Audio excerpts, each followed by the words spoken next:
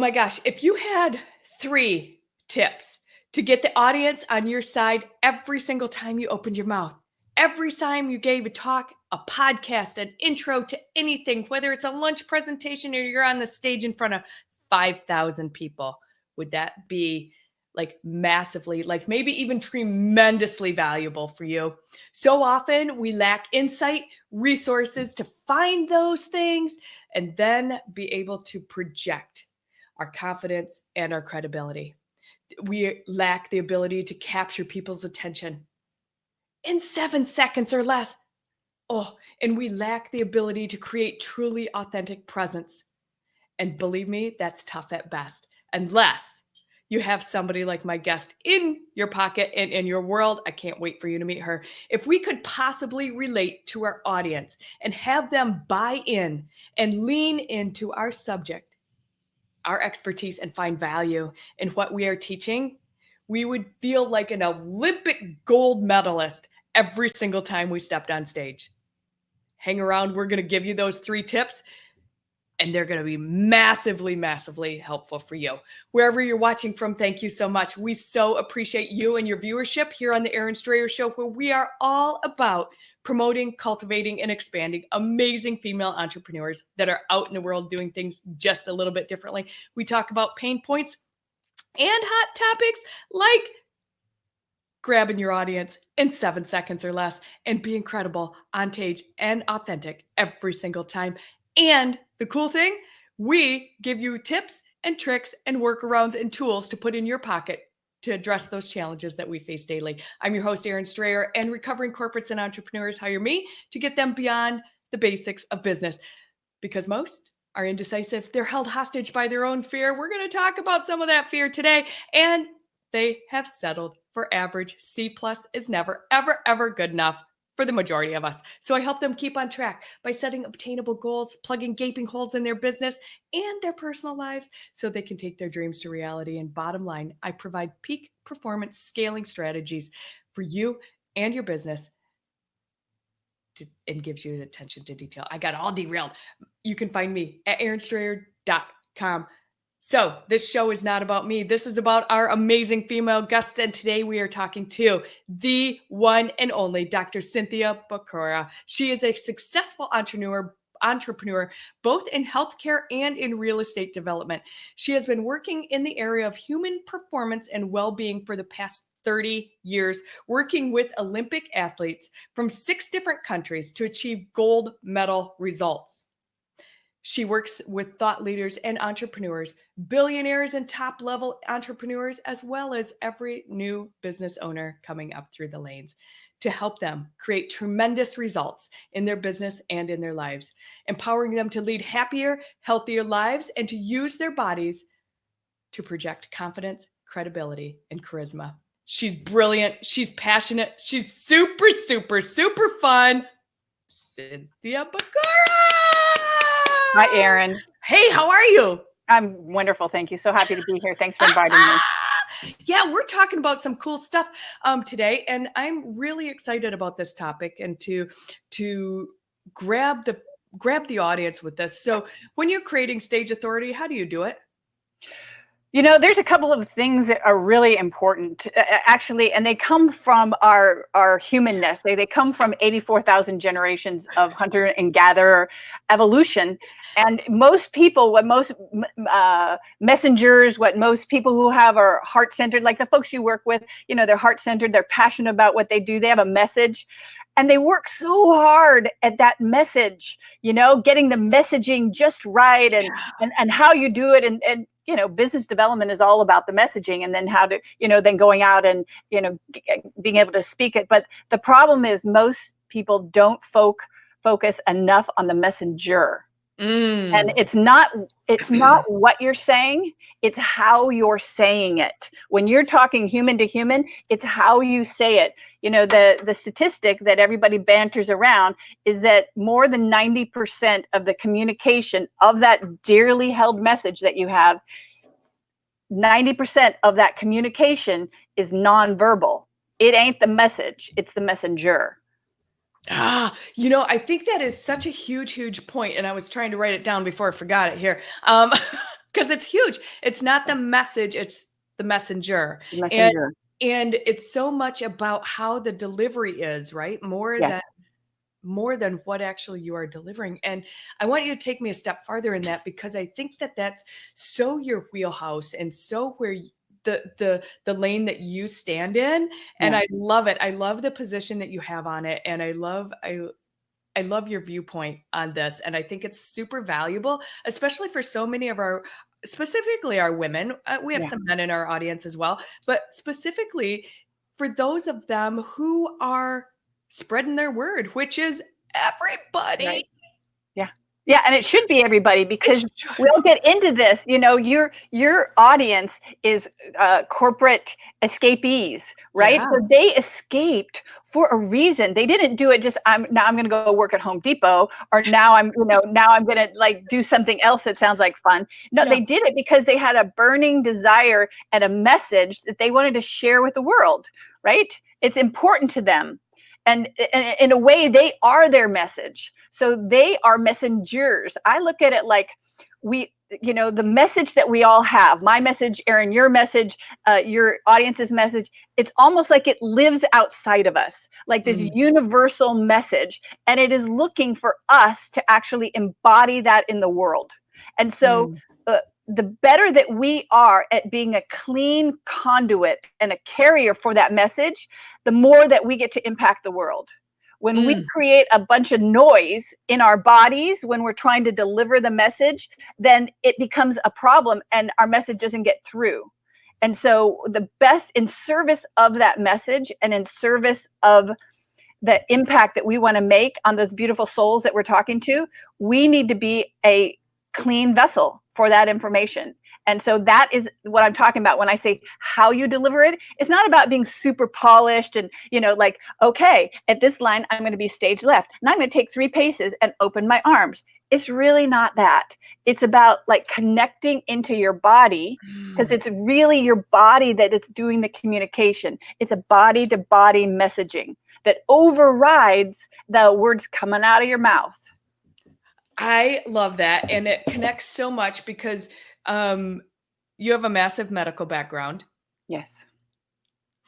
Hence the word doctor in front of your name. Hence. And I think a long dang introduction. And when you talk about that, it's body to body, right? Yeah. Like our bodies have this energetic connection to another body. And when I feel what you're saying so much, and I've seen it over and over and over again. The difference between, hi, Cynthia, how are you today? Yes. Right? Versus an interaction, an actual conversation where you're actually present in that communication with that other person or hundreds of people. Yes. Yeah. Absolutely. So that's what makes the difference. That's what allows people like Diana Ross to be in a stadium with thousands of people and be able to connect one-on-one, because it's her body that's doing it, not just her words, not just a song, but it's that energy. It's I call it physical intelligence. So it's the physical intelligence that's getting communicated between people that actually overrides the words. I think that, can you take that a step farther for me, that physical intelligence and like how that connects with your confidence and with what you're portraying? Because it all connects. And it's just so cool. It's my favorite thing. So, okay, just a teeny little tangent of awesomeness, a little factoid that's really fun to talk about. They did a study and they took a bunch of folks, a psychology study, and what they did was they had 2 decks of cards. It's called the Iowa gambling study. 2 decks of cards, and the person that was being studied would flip over a card, choose a deck, flip over a card, and they would play a game. And in this game, one deck was like rigged. One deck was good. You were going to be a winner statistically. The other one you were going to lose, right? So they're doing this to see how fast the conscious mind of the person being tested could come up with a solution. So the conscious mind, they're being able to tell the tester why they were choosing that deck. It took 80 times to flip that card. 80 times for them to go, okay, now I get it. Now I can speak it. Now it's there. When they had EEGs on the brain, it only took 40 times. So half the time, the back part of the brain, not the conscious part, but the back part of the brain only took 40 times. How many times do you think it took the body's own ability to respond in a stress reaction to the wrong deck? I have no idea. Probably 40. 10. 10? 10. So by the 10th pull of the card, and I could have these numbers just a teeny bit off, but I don't, but no.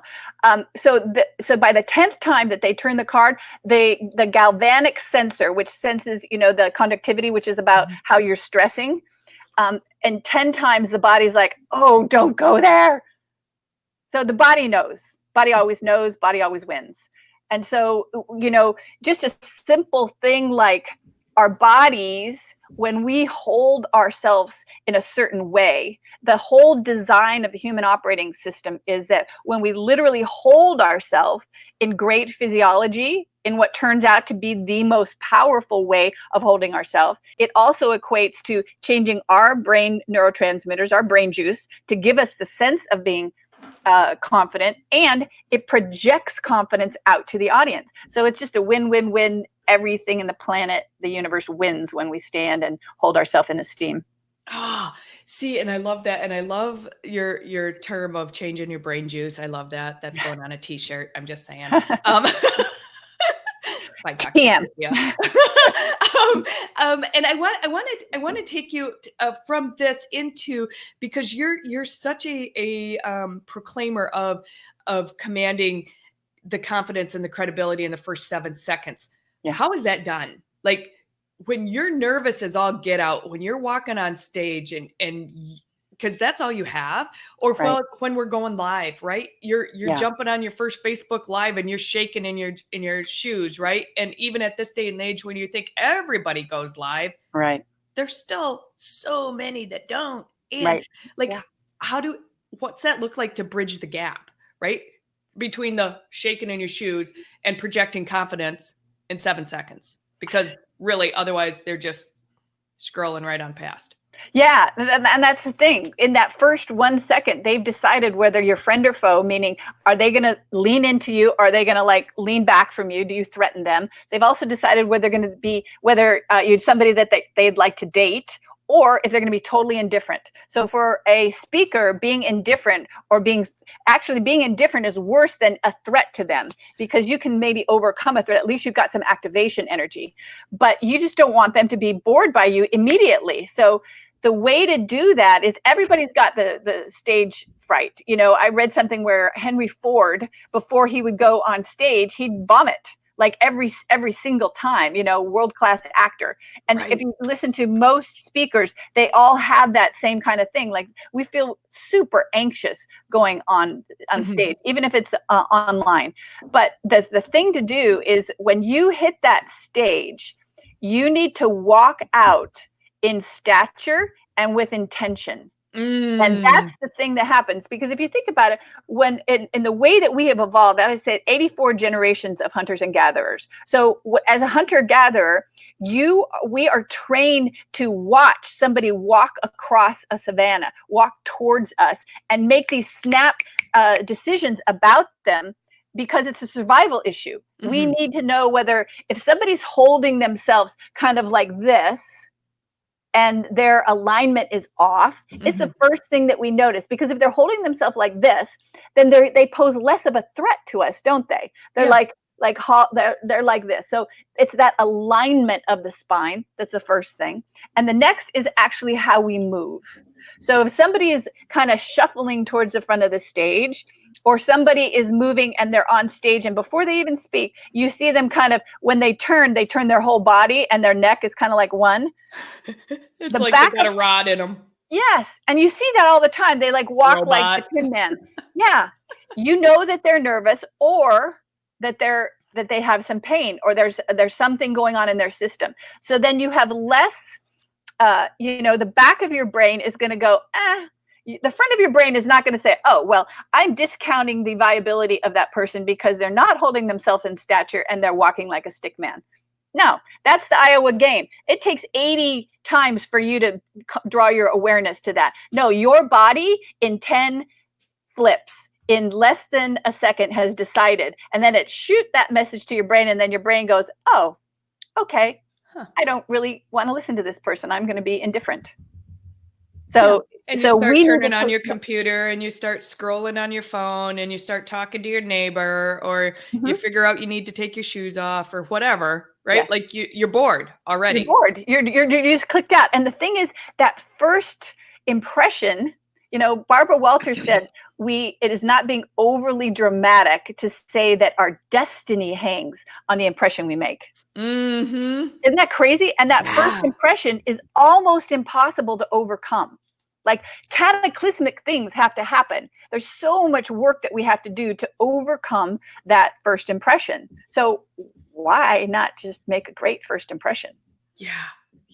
And then people look at you the rest of your talk based on that decision that they made that you're awesome.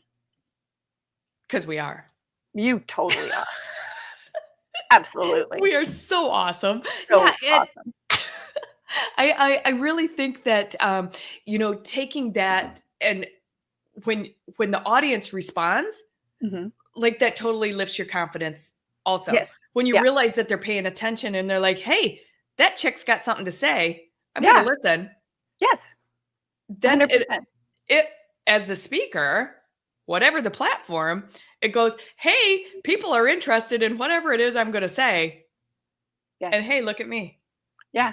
I can handle it up here. It's this virtuous cycle. It's this feedback loop that is beautiful. Yeah. As opposed to, a vicious cycle where you're like, oh, they're not, then you get nervous, even more nervous. Oh, they're not paying attention to me. They don't like what I say, or which is stupid. I'm stupid. And it's like that rabbit hole of, that spiral down. Yeah.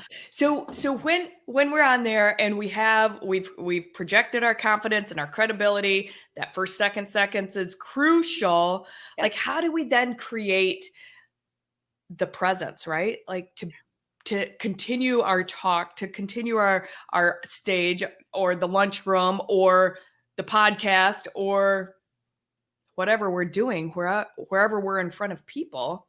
Yeah, it is about presence. It's really about three different things. It's about your purpose. Like, your purpose informs everything that you do. And when I say purpose, I mean, like, the purpose of that communication.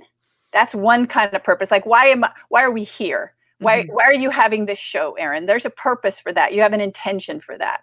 But then there's a bigger purpose, as we both work with purpose-driven entrepreneurs. So we want to be thinking about that and have that kind of like draw that back up before we have that communication. Like, what's the real message that I'm trying to share with people? So that purpose is important. And then it's the presence. So presence. And then the final thing is the points that you're making. It's actually your words. But the presence itself, science has studied this. It's pretty awesome. There's three components to it. I can't figure out which way to put my fingers. Backwards.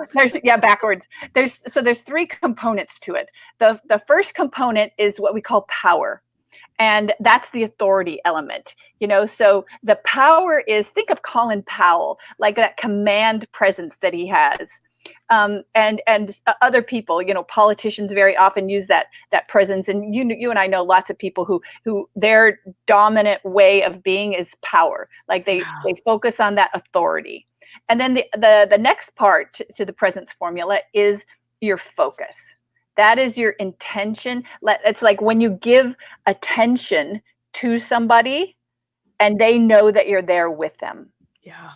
That's just crucial, because how many times have you had a conversation where you're talking to somebody and you're there and you notice their eyes are kind of going off to the side and they're not really present. Yeah, right. Yeah. So the second part, so it's the power, the being present, the focus, and the last one is the warmth. Like, we want human connection. We want warmth. And so it's crucial, because people want, the old adage, people will buy from you if they know, like, and trust you. They have to like you. So you have to have the authority, but you also have to have the likability, the approachability. Yeah. So all of those things, those are the three things that we really need to focus on when we're talking about presence: is the authority, the focus, and the warmth. Yeah, and I think when those things are all combined, then our audience, our viewership, the people that we're talking to are right here next to us. Like Yes. they're right there. Yeah. And they're like, "Yeah, Yeah. I'm with you." Yeah, totally. Even if they're not there, like in this Yeah, conversation physically, right right. now, we don't have an audience. I predominantly speak in front of on Live stages. people. So, Yeah. even in this moment, we have to think about there's actually a human that is there watching this, and I need to relate to that human, not just a viewer, not just a thing. Like, how can I be warm with them, and how can I be warm with the host? Mm. Yeah. Yeah, and it's so interesting, and I think even as live streamers, we forget, we get so caught up in the number, right? Like how many Yeah, butts are in the seat and in the conference room? right. How many people are on live with us, whether it's here or on another platform? And there's quite a few of them watching our watch party right now. So Yeah. we Awesome. get so caught up in the number, though, Yes. instead of realizing that the people that are actually with us, and the ones for me that are watching the replay, because I know that number is phenomenally higher on a replay than what is live, and people watch when it's time for them to watch, or on their commute, Right. or when they're on their bike, Yeah. or at the gym, whatever. Those replay numbers are so much higher than the actual live numbers. But the butts in the seats, when they're live in front of you too, we have to realize that those people have chosen to be there, Yeah. and that those people are so relatable, and they are the humans that are in front of us right Yeah. now, Yeah. and that's so valuable. I adore you. Like, I know I could talk like all afternoon, and we get to talk again real soon, you and I, with some cool things, but I want to talk about what's coming up. Oh, yes. Right. Yes. That you're going to be Mhm. part of. You're talking about the Tame the Technology, right? Yeah, the Tame the Tech. Yeah. Yeah. Boy. Well, here's the deal. I, as an entrepreneur for the last 30 years, and as a speaker, I get so caught in this shiny silver thing. Okay, I need to do Facebooks. I need to do Instagram. I need to do YouTube. I have to have a channel. I need a TV show. I have to use All this, the things. all these different technologies, which have, I'm over 35. You probably noticed. Me too. Like I did not grow up with technology. There were no answering machines for much of my life. We had rotary phones, so there's a big learning gap for me when it comes to technology. And for many of the people that I serve, that are in their 40s and above, it doesn't necessarily come easily. And so we get and what happens, the problem with that is we get stopped in our mission. So instead of being able to overcome that, it's like, oh, brick wall. So I wanted to Massive. solve that. Yeah. And Yeah. to help people strategically, overarchingly say, okay, how does, like you're brilliant at the Facebook Lives, right? So you're going to be talking about that. How does that work for you? Like, where does that fit in your business model? What are the steps you needed to learn? What kind of an entrepreneur or speaker should be using that for? What kind of an audience? And what are some ninja tips around it? And if that seems like a good fit in your overarching strategy, let me show you some things I can do. And then you give an awesome gift, which allows people to go deeper if it is a good fit for them. Because sometimes it's not in that moment that lives are good for them. It might be in a month, or it might be 2 months, or it might be, in the next year as they move towards that. But I wanted to just give people to be able to have their whole brain and physiology go, oh, okay. It's really not as hard as I think it is. Yeah, I can tame that sucker. I can tame it.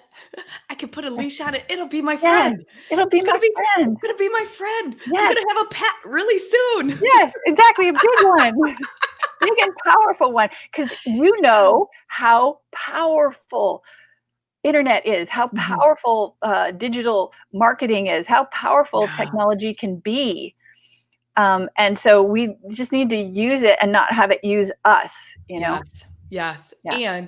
And again, going back to the fear, like, it's scary when we're not under 30 these days. I know, our little brains. Every single possible time you turn around or you have a conversation with somebody and they're like, wait, I haven't heard about that. What's that do for me? What's Do I that? need that? Do I got Do to I put need that that? in do I need Yeah. that? I Is that need what to all post the to coaches are doing? Snapchat, Do I gotta do it? baking, slacking. I But, know. oh, Call my 13-year-old, hey, can you come help me figure this out? right. Right.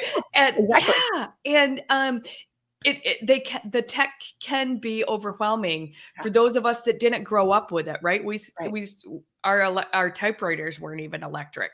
Right. I'm Word just saying. processing. I'm I just remember saying. the first, yeah, exactly. There was like the Remember the faxing correction going. tape? Yeah, I Right?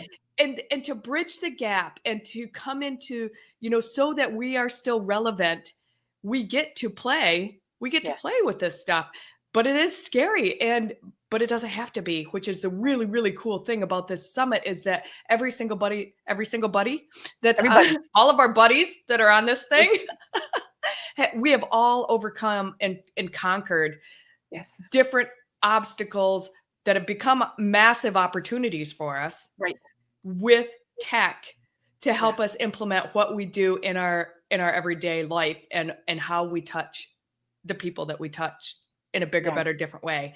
And it's really, really cool. So you guys, I highly, highly, highly suggest you sign up for this. If most of the platforms that we're on, I can go in and drop this link in there. But how many people are playing with us in this summit? We've got over 20 different souls that are telling what their genius is.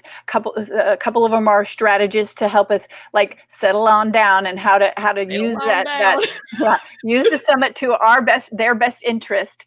And then people like yourself, they're talking about Facebook lives. And then I've got somebody that Facebook ads, and then somebody that's talking about Instagram, and somebody that's talking about virtual summits, and somebody that's talking about using YouTube ads and how to be better on video, and then some case studies so that people can see, oh yeah, okay, you were a psychologist, a hypnotist, and now all your business is online, and it's giving you so much freedom. So, that it can be done, and we can all do it. Yeah. How is it? It's free? Yes, it is free, free, free. Free with a Yes, cat. ma'am. That's my favorite 4-letter word. I love that word. I love love that saying. Yeah. And how is it delivered? Is it delivered via email? So Or is it how a this Facebook works group? is that it's going to be 2 speakers per day are going to be made available so that people can watch them, and so that it's not like overwhelming. And I designed this because personally, I don't like it when it's like a 3-day seminar, a 3-day summit, and there's like 8 speakers per day. You're like, okay, yeah, I'm going to just totally devote my entire day to listening to this for 5 days. No, Right. that is stressful, and I don't want that. The point of this is to get less stress. So this is going to happen over 11 days, and no spoiler alert, but the point is to really make a difference. So I'm sure that I will extend it so people get some access to it, so that they really get to look in on which topics are going to be most valuable for them in that moment. And the thing is, as you well know, like, and I know now, which is why I'm doing this, is that resistance is futile. I mean, technology is the way it's going for all of us, for every entrepreneur. You have to have it because, it's even brick and mortar. Like one of the folks owns a chain of bicycle warehouse down in San Diego, and she's brick and mortar, but she had to go into online because it's just the way it's working. Yeah. And it's where everything is morphing to, right? Like it's just a natural progression of our world involves technology and online, and what that looks like for us, and how we get to shift our business and what we do to be in that space where people are going to look for us. And it's not scary. Yes.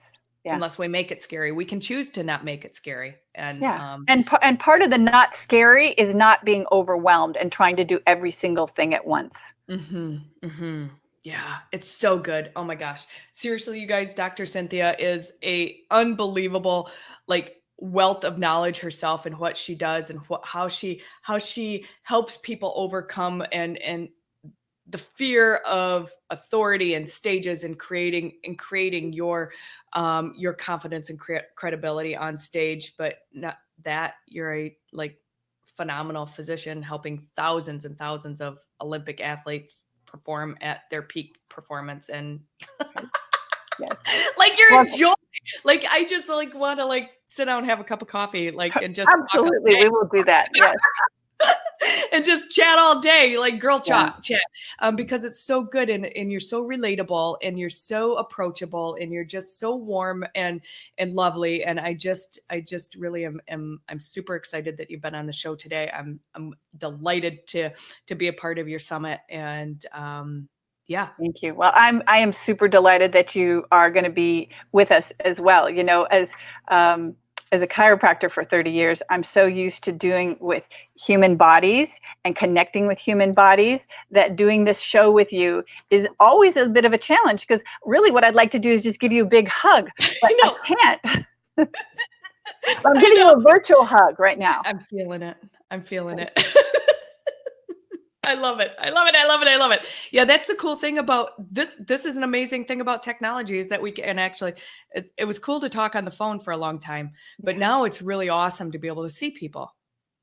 Absolutely. It changes the entire dynamic, really does. And that's why, you know, that visual primacy, like that is the thing, the overriding thing, like what we see is far more impactful to our brains and therefore our perception than just what we hear. So we need to be responsible for that, in part for our presence.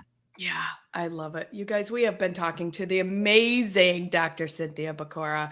You guys can find her. Her website is listed, and we've dropped it in the comments. And please go ahead and sign up for that free virtual Tame the Tech Dragon. Yeah. Virtual summit that Dr. Cynthia has put together, and I'm delighted to be a part of.